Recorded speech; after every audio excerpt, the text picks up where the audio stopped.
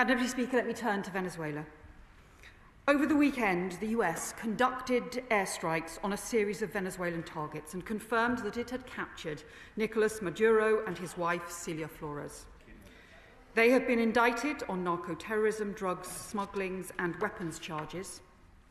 I can confirm to the House that the UK was not involved in these operations.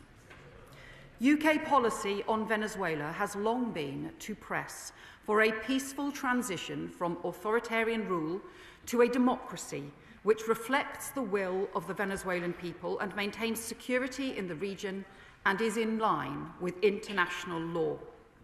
That remains our position and our determined view about what must happen in Venezuela now. And over the weekend, I discussed this with Secretary of State Marco Rubio, and the UK government is in close contact with our international partners on this issue. The first duty of government is the safety and security of our citizens, and my department is working tirelessly to ensure the safety of British nationals.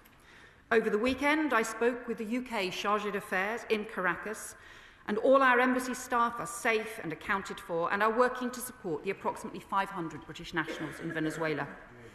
Our travel advice currently advises against all travel to Venezuela, and British nationals in Venezuela should closely follow our travel advice, which will be kept up to date. Madam Deputy Speaker, we should be under no illusion as to the nature of the Maduro regime. A once functioning democracy has become a hub for very dangerous organised criminal gangs. Corrupt links involved Iran, with Hezbollah increasingly present in recent years, as well as malign support from Russia.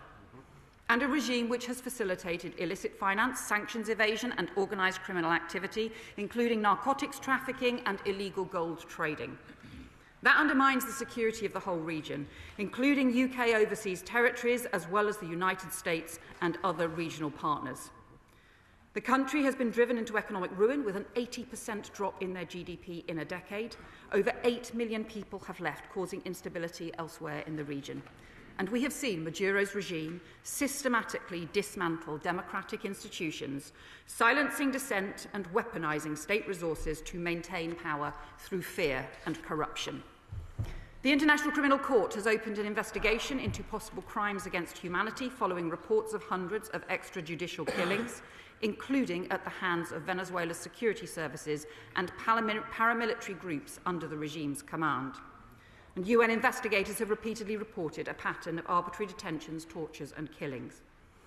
In July 2024 presidential election, millions of Venezuelans voted, but the official results have never been published.